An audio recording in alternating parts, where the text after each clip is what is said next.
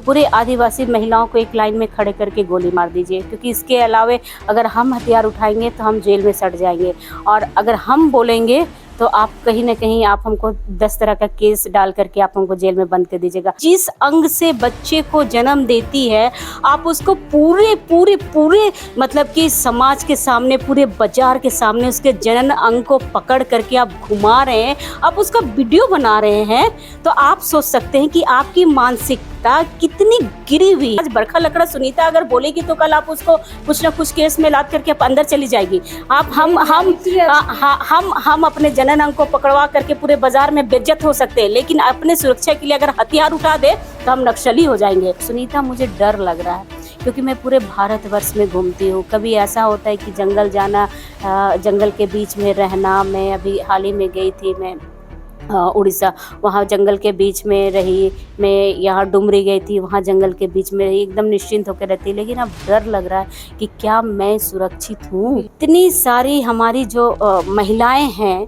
पूरे भारत में, कि आज मैं इस घटना को लेकर के मैं जैसे बोल रही हूँ, वैसे एक दो महिलाएं जो जेएनयू की है, जो डॉक्टर है, उनका आया, बाकी किसी का नहीं आया कि इस पे दो शब्द बोल सके। मैं वही देख रही हूँ, कोई भी नहीं बोल रहा, सब अपने में 9 अगस्त मनाने में तैयारी है, जश्न मनाने में तैयारी कर रही है। इतना तक कि ये बयान ना गुजरात से आ रहा है, ना महाराष्ट्र से आ रहा है, ना राजस्थान से आ रहा है, ना छत्तीसगढ़ से आ रहा है।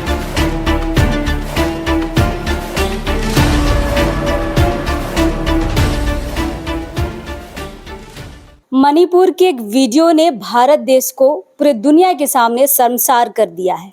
मणिपुर पिछले 3 महीने से जल रहा है। इस घटना को लेकर ना तो केंद्र सरकार ने कोई बड़ा कदम उठाया है और ना ही इस आग को कम करने की कोशिश ही की गई है। लगातार मणिपुर जल रहा है और इस बीच में वीडियो आता है 2 महिलाओं का, जिसमें महिलाओं को नंगा करके घुमाया जा रहा है। बिल्कुल बोलने में ये बेशर्मी नहीं होनी चाहिए कि नंगा हो करके घुमाया जा रहा है, क्योंकि यह वीडियो लगभग सबके मोबाइल में अभी है। और इसी बात पर महिलाओं की क्या प्रतिक्रियाएं हैं मणिपुर घटना को लेकर, आज हम आए हैं बरखा लकड़ा के पास। बरखा लकड़ा एक सामाजिक कार्यकर्ता हैं, लेखिका हैं, पत्रकार हैं। हम समझेंगे किस नज़र से मणिपुर की घटना को देखती हैं और कितना असर पड़ता है इसका महिलाओं पर। फिलहाल दीदी जोहार रहेगा। जोहार, हुल जोहार सुनीता।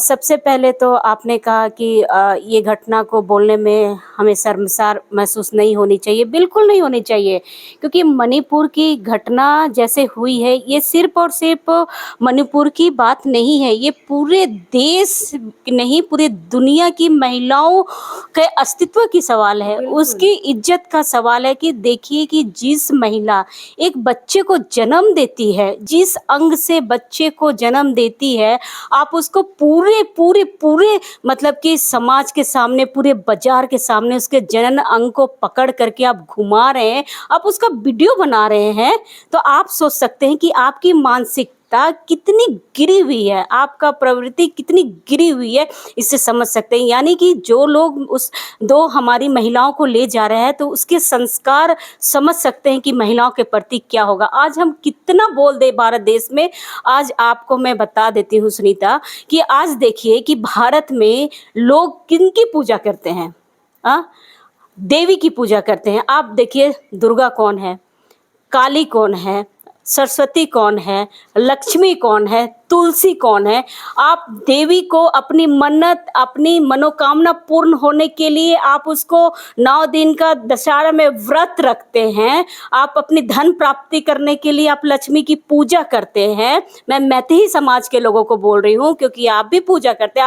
आप क्या बोलते हैं, आप विद्या के लिए आप सरस्वती की पूजा करते हैं, और एक महिला का जनन अंग को पकड़ करके आप पूरे बाजार में घुमा रहे हैं। सोच सकते हैं कि आपने किस तरीके से, आप सिर्फ और सिर्फ एक महिला को आपने आप बदनाम नहीं किए हैं, आप पूरे पूरे पूरे विश्व की महिलाओं को आपने बदनाम किया है। और बेशक इस पे बड़ी आंदोलन होना चाहिए, और जो व्यक्ति ले गया है उस पे एक ऐसा मतलब कि सरकार देखिए, सरकार की वहाँ की सरकार और वहाँ की जो अनुसुईया उइके जी है राज्यपाल, वो भी आदिवासी है। बिल्कुल। हमारी राज्यपाल भी आदिवासी है। बीरेंद्र सिंह क्या कर रहा है, खैर तो बताइए कि वो मैतेई समाज का, वो गैर आदिवासी है, लेकिन राज्यपाल तो आदिवासी है।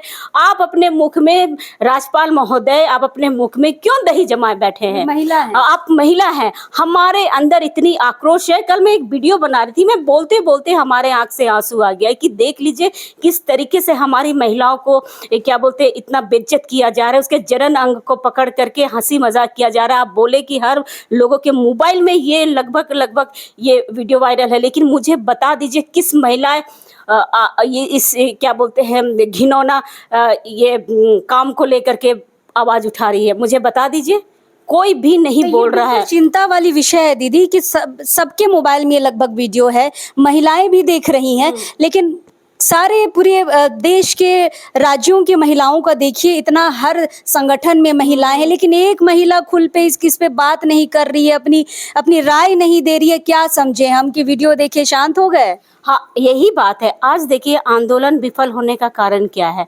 महिलाओं को सिर्फ और सिर्फ भीड़ इकट्ठा करने का साधन मानता है कि जहाँ पे भीड़ है, रैली है, बस ले जाओ, महिलाओं को बस में भर के लाओ और अपना भीड़ इकट्ठा कर दो।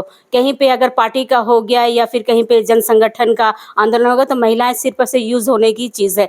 मैं यही बोल रही हूँ कि महिलाएं जब तक कहते हैं ना कि माँ एक जब बच्चे को जन्म देती है तो वो अपनी भाषा सिखलाती है अपने गोद में, तभी तो मातृभाषा बोलती है। माँ संस्कृति का निर्माण करती है। माँ है कि माँ नहीं है तो आपका समाज का कभी निर्माण नहीं हो सकता है, आप अच्छे संस्कार कभी सीख नहीं सकते हैं। आज वो महिलाएं का देखिए इस मतलब कि पूरे भारत में उनके साथ ऐसा किया जा रहा। मैं अभी आपको बता दे रही हूँ, सिर्फ मणिपुर की बात नहीं है, पूरे भारतवर्ष में बोलिए। आप देखिए कि आप हमारे देखिए अभी क्या बोलते हैं झारखंड का, आप क्या बोलते हैं संथाल प्रोग्राम में देखिए एक महिलाओं का कितने अंक को काट दिया था। उस पे कौन बोला? सुनीता जी। मैं मुझे लगता है कि आपके लोकतंत्र ने ये चीज को चलाया था, मैं देखी थी। लेकिन महिलाओं का जिस तरीके से आप लोग अगर पूरे जगह पे जा जाके आप लोग इतना अच्छा मतलब बना रहे हैं, मुझे नहीं लगता है कि देश की मीडिया भी इतना मतलब संवेदनशील होगी महिलाओं के मुद्दे को लेकर के।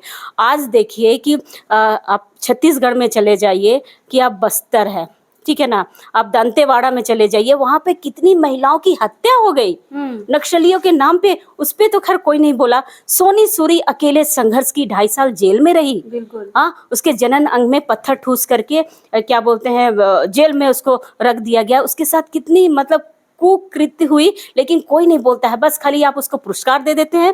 हाँ, महिलाओं के लिए जो शोषण हो रहा है उसकी आवाज उठाते हैं तो आप उसको नक्सली बोल करके अंदर चल जा रहे हैं। आज बरखा लकड़ा सुनीता अगर बोलेगी तो कल आप उसको कुछ ना कुछ केस में लाद करके आप अंदर चली जाएगी। आप हम अपने जनन अंग को पकड़वा करके पूरे बाजार में बेइज्जत हो सकते हैं, लेकिन अपने सुरक्षा के लिए अगर हथियार उठा दे तो हम नक्सली हो जाएंगे। आप हमको तुरंत 1 मिनट भी देर नहीं करेगी सरकार हमको क्या बोलते हैं जेल में बंद करने के लिए, लेकिन हमारे साथ जो हो रहा है उसमें सरकार कुछ नहीं बोल रही है। तो सोच सकते हैं कि महिला खास करके आदिवासी महिलाओं के साथ कितना जाति हो रहा है, इस पे कोई नहीं बोलता है। यही चीज अगर मैं दलित भाइयों को मैं बहुत नतमस्तक हूँ और उनके आंदोलन को मैं नमन करती हूँ, जोहार करती हूँ कि देखिए एक दलित भाई की अगर पिटाई होती है नागपुर में तो पूरा मुंबई जाम हो जाता है, पूरा संसद हिल जाता है। लेकिन एक बेटी आदिवासी बेटी चौराहे पे उसकी इज्जत लूटी जाती है तो पूरे आदिवासी समाज मौन हो जाता है। हम किस वंश के हैं भाई?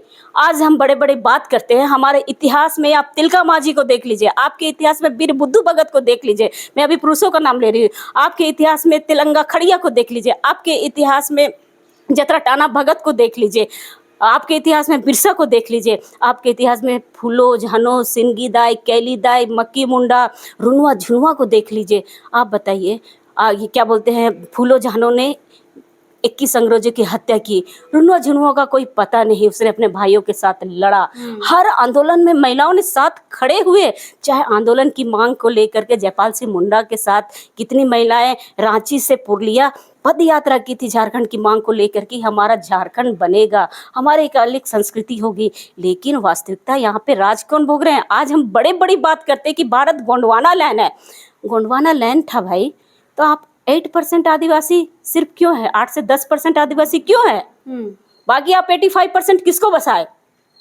कौन आया, कौन बसा? ये जवाबदेही हमको जवाब ढूंढना पड़ेगा अपने समाज के बड़े बड़े बुद्धिजीवी के बीच में। आप बोलते हैं कि भारत अगर गोंडवाना लैंड है, भारत आदिवासी का मूलवासी है, तो आप सोचिए यहाँ पर कि 15% ही सिर्फ आदिवासी भारत में क्यों है, 85% आप किसको बचाए? इतना तक भी आपको लेकिन संतुष्टि नहीं। अभी भी आबादी कम नहीं है दीदी आदिवासियों की। अभी भी चाहे तो आदिवासी अपने मुद्दों के लिए लड़ सकता है, बोल सकता है। अभी बस लोग पुतला दहन करके शांत हो जाते हैं। क्या मैं ये पूछना चाहती हूँ, पुतला दहन से क्या हो जाएगा? देखिए, पुतला दहन से कुछ नहीं होगा। आज कहते हैं ना, मैं फिर वही बात में बोल रही हूँ कि देखिए, आप थोड़ा सा इतिहास में जाना पड़ेगा सुनीता, कि आपका इतिहास कितना शक्तिशाली इतिहास है। आदिवासियों का इतिहास है ना, वो खून से लिखा हुआ इतिहास है। उसमें कभी भी जो भी जितने भी विरासत मिली है ना आपके इतिहास की, उसमें हमारे पुरखों ने बहुत बलिदान दिया है। उसमें देखिए, आप सीएनटी एक्ट ले लीजिए, या फिर एसपीटी एक्ट ले लीजिए, या फिर लैंड एक्विजिशन एक्ट जो 1894 में बना था, जो अभी लारा एक्ट 2013 है, उसको ले लीजिए, या फिर विल्किंसन रूल लीजिए। हर कानून के पीछे हमारे पुरखों का लहू बहा है, छींटे हैं आपके पूरे भारत में। हमारे पुरखों, हमारे आंदोलनकारियों का लहू के छींटे हैं। आप बताइए कि इतनी सारी मतलब विरासत मिलते हुए आज हम इतने कमजोर हो गए। 8 करोड़ या 10 करोड़ आदिवासी है, आज हमारे बीच इतना शोषण हो रहा है, जंगल खत्म हो रहा है, जमीन खत्म हो रहा है। आपका खेत कब खदान में परिवर्तित हो गया आपको मालूम नहीं। आपकी बेटियां मुंबई में जा रही है, महानगरों में, उसके साथ कितना अत्याचार हो रहा है, शोषण हो रहा है, उसको कोई पूछने वाला नहीं, महिला नीति नहीं। तो सोच सकते कि आदिवासियों के साथ इतना मतलब सघन मतलब अत्याचार हो रहा है, और हम है कि आदिवासी एक तीर एक कमान, आदिवासी एक समान। बस उसके अलावा क्या है? नाचना गाना, जश्न मनाना। लेकिन आपको पता होना चाहिए कि आदिवासी अगर यहाँ के मूलवासी है, गोंडवाना लैंड था। कहते हैं ना कि आप ये जस्टिस पोजिटर का आप मतलब किताब पढ़ लीजिए, ये क्या बोलते हैं, वैदिक इतिहास का, तो उसमें साफ लिखा गया है कि आदिवासी यहाँ के थे। भाई, आर्यो हड़प्पा से 1000 साल के बाद यहाँ पे आर्यो का आगमन हुआ था। उससे पहले कौन था? हम ही थे। तो आपका जब था तो आप 85% किसको बचाए, 15% ही क्यों है आप? बिल्कुल दीदी, एक बात बताइए, केंद्र की सरकार है, 3 महीने से मणिपुर जल रहा है, प्रधानमंत्री की तरफ से कोई ठोस कदम नहीं उठाया गया है। और अभी जब ये घटना होती है तो उनका बस एक ट्वीट आता है, एक संदेश आता है कि मेरा दिल दुख से भर गया है। क्या सिर्फ इतना बोलने से उन महिलाओं के लिए इज्जत वापस आ जाएगी? देखिए, मैं माननीय प्रधानमंत्री जी है या फिर माननीय राष्ट्रपति जी, मैं आपसे यही एक निवेदन करती हूँ कि आदिवासी कोई शोषण वाली चीज़ नहीं। उन्होंने बहुत दिल खोल कर के देश का विकास में उन लोगों ने भर भर के, झोला भर भर के अपना जंगल जमीन दिया। आज जितना विकसित हुआ, ये आदिवासियों के मेहरबानी के कारण। आज 33% अगर कहते हैं कि स्वच्छ वातावरण के लिए जंगल चाहिए, तो ये आदिवासियों ने बचाया। आदिवासी जंगल से उतना ही संसाधन लेते हैं जितनी उसकी पूर्ति होती है। आदिवासी का आप भी देख लीजिए कि आप मणिपुर की बात ले लीजिए। मुझे एक शंका है, मैं बोल देना चाहती हूँ, क्योंकि मैं अपने दिल में ये बात नहीं रखना चाहती हूँ।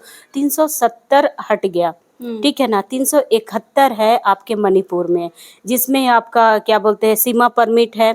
उस पर आप जब तक आप वहाँ से परमिशन नहीं लीजिएगा, आप अंदर प्रवेश नहीं कर सकते हैं। चाहे नागालैंड हो गया, या फिर आपका मणिपुर हो गया, या अरुणाचल प्रदेश हो गया, ठीक है ना, आप उसमें मिजोरम हो गया, आप उसमें बिना सीमा परमिट के आप अंदर नहीं जा सकते, ठीक है ना।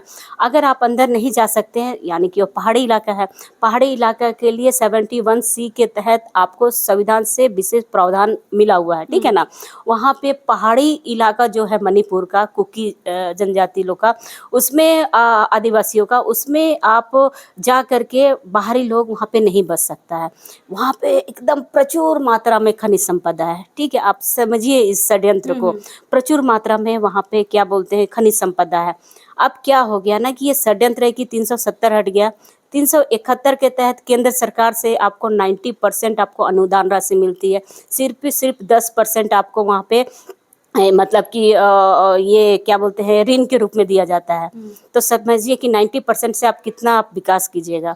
ये हो गया मामला। और दूसरी बात कि आपके भूमि संरक्षण के लिए आपको अलग से एक प्रावधान है, जिसमें आप कुकी आदिवासियों की ज़मीन को नहीं खरीद सकते हैं। ये मैथिली समाज को लग गया है एक थोड़ी मिर्ची कि उन लोगों को, जबकि मैथिली समाज वहाँ सबसे विकसित है। पॉलिटिकल में वहाँ 40 उसके अपने विधायक हैं, सिर्फ 20 आदिवासी है। उनका पूरा मणिपुर में दबदबा है।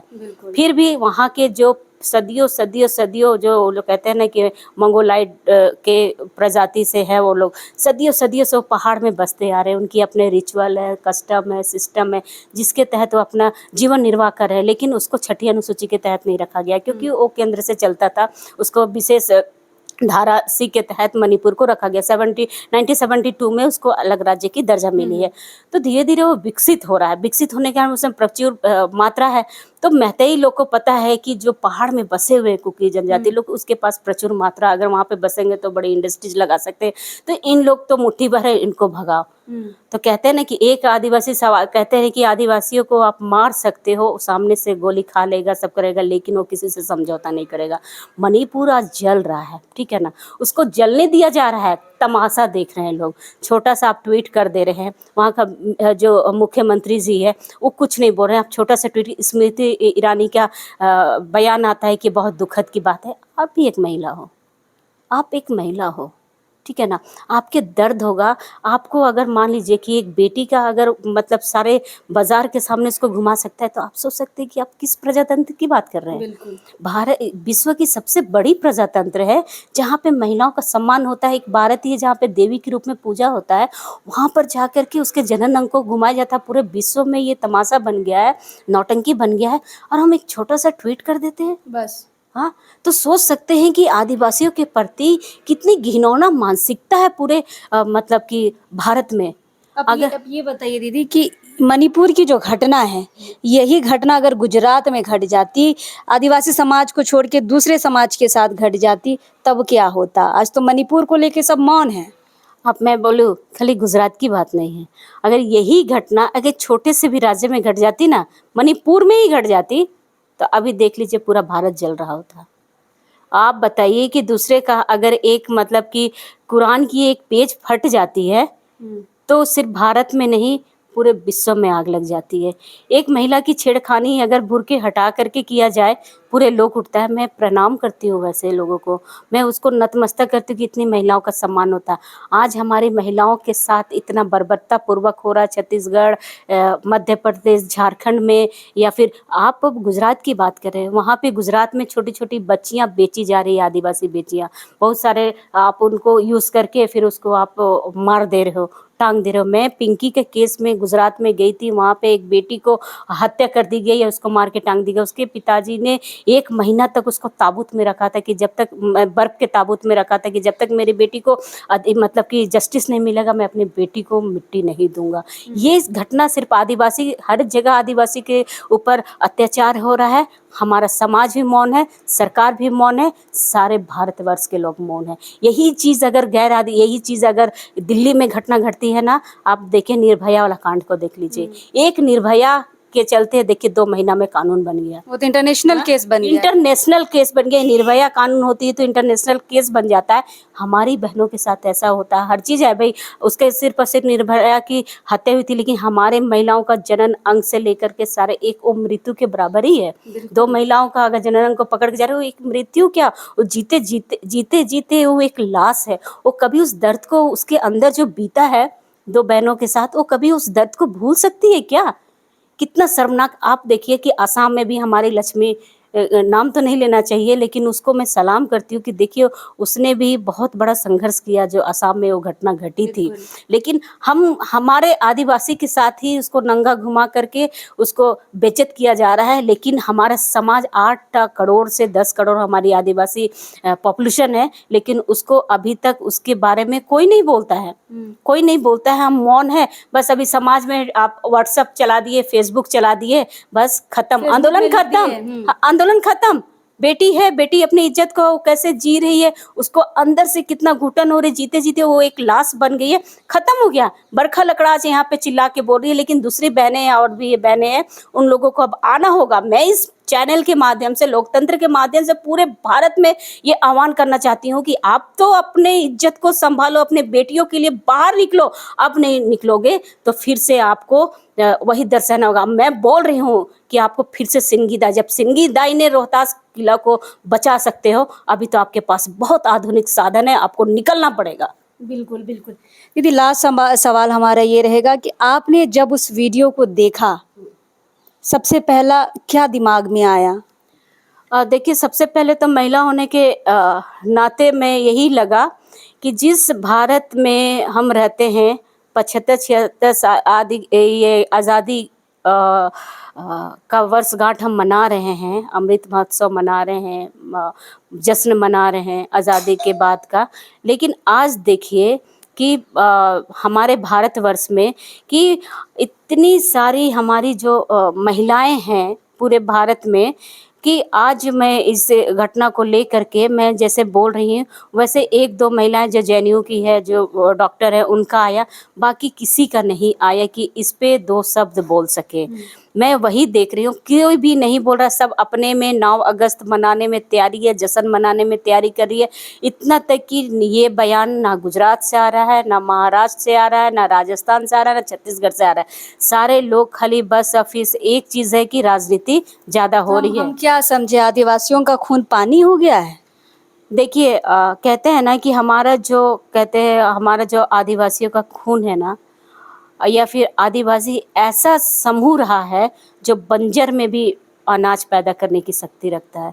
हमारे आदिवासी का खून इतनी फौलाद की है ना कि कितने भी गर्मी हो जाए फिर भी वो मतलब कि उसमें उबाल तो रहता ही है, लेकिन वो कभी मतलब कि ये नहीं होता है, क्या बोलते हैं, जमता नहीं है।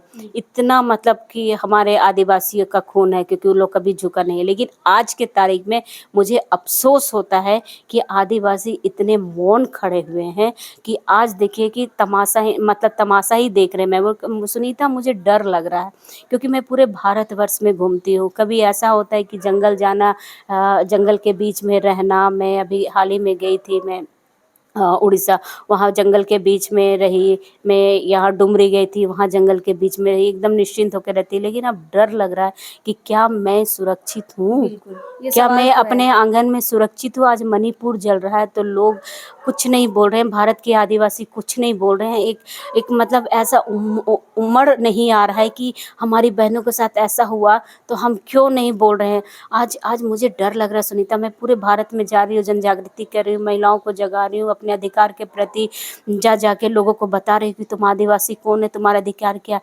आज तो मुझे डर लग रहा है अपने आंगन से निकलने के लिए। क्या मैं इस आंगन से निकलूंगी तो क्या मैं अगले दहलीज में मेरा क्या मतलब सुरक्षित रहूंगी? मैं खुद पे एक सवाल है, मैं पूरे समाज के सामने एक सवाल करती हूँ कि आपकी बेटी अगर पूरे बाजार में नंगी अगर दौड़ाई जाती है, तो ये बरका है चाहे सुनीता है, कल को अगर हम भी अगर समाज के निकलेंगे तो क्या हम सुरक्षित रहेंगे? ये बहुत बड़ा सवाल है, क्योंकि अभी आप नहीं जागोगे अपने आदिवासी के लिए तो ये लास्ट है, ये लास्ट चरण है आपके समाज के लिए। अभी आप नहीं जागे तो आपको पतन होने से कोई नहीं रोक सकता है।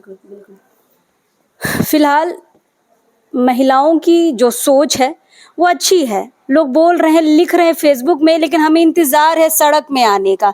जिस तरह की घटना हुई है, उम्मीद है कि जो महिलाएं हैं, चाहे वह लड़की हो या फिर वो कहीं पढ़ाती हो या फिर जॉब में हो या हाउसवाइफ हो, निकलिए इस मुद्दे पे और बोलिए।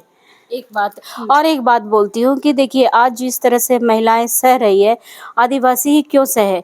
अगर रही मैं भारत सरकार और क्या बोलते हैं द्रौपदी मुर्मू जी से बात करती हूँ या अनुसुईया उइके जी से बात करती हूँ कि अगर आदिवासियों को आप संरक्षित नहीं कर सकते हैं, उनको अधिकार नहीं दे सकते हैं, अगर उनकी इज्जत का आप रखवाला नहीं कर सकते हैं, तो पूरे आदिवासी महिलाओं को एक लाइन में खड़े करके गोली मार दीजिए। क्योंकि इसके अलावे अगर हम हथियार उठाएंगे तो हम जेल में सड़ जाएंगे, और अगर हम बोलेंगे तो आप कहीं ना कहीं आप हमको 10 तरह का केस डाल करके आप हमको जेल में बंद कर दीजिएगा। बेहतर यही होगा कि हमारे सारे आदिवासी लड़कियों को एक लाइन में खड़े करके गोली मार दीजिए, यही आपके लिए अच्छा होगा। धन्यवाद। क्या ये विनती कर रहे हैं दीदी? मैं विनती भी करी हूँ, निवेदन भी करी हूँ, क्योंकि जिस तरीके से पूरे आदिवासी महिलाओं के साथ शोषण हो रहा है पूरे भारत में, ये बहुत सारी चीज़ तो है कि निकल के नहीं आ रही है। बहुत सारी महिलाएं घुट घुट करके अंदर अंदर मर जा रही है।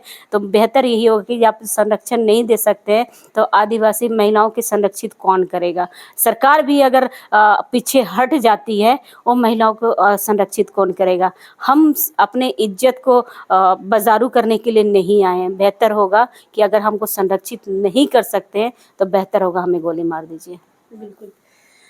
बरखा दी सामाजिक कार्यकर्ता हैं, कर राज्यों में घूमती हैं, लेकिन आज इस घटना को देखकर ये भी डर रही हैं कि क्या मैं सुरक्षित हूँ? मैं इतने राज्यों में जा रही हूँ, मैं अपने गली के बाहर भी क्या मैं सुरक्षित हूँ? जब मणिपुर की महिलाएं खुद मणिपुर में सुरक्षित नहीं है तो पूरे देश की महिलाओं की हम बात कैसे कर सकते हैं? फिलहाल महिलाओं के साथ साथ यहाँ के पुरुष वर्ग को भी ये सोचने की ज़रूरत है कि यह समाज किस ओर जा रहा है। आप जिसे बेटी कहते हैं, माता कहते हैं, बहन कहते हैं, उनके साथ ही ये घटना हो रही है। और सबसे बड़ी बात, आप ये कहते हैं कि भारत माता की जय। अब भारत माता बोलते यानी माँ, धरती माता। तो आप उसी माँ के साथ ऐसा कर रहे हैं, शर्म आनी चाहिए। अब बिल्कुल, और इस शर्मिंदगी में पूरा भारत इस शर्म को झेल रहा है। तो फिलहाल बरखा दी से हम मिलने आए थे, इनकी राय समझने आए थे। हम कोशिश करेंगे ऐसी बेबाक महिलाओं से इस विषय पर बातचीत करें और उनकी राय को समझें कि क्या वर्षा दी के साथ साथ बाकी ऐसी महिलाएं हैं जो सामाजिक कार्यकर्ता हैं, जो घूमती हैं, क्या उन्हें भी डर लग रहा है इस घटना से? मिलेंगे किसी नए साथी के साथ, लेकिन अभी इस वक्त के लिए जोहार रहेगा।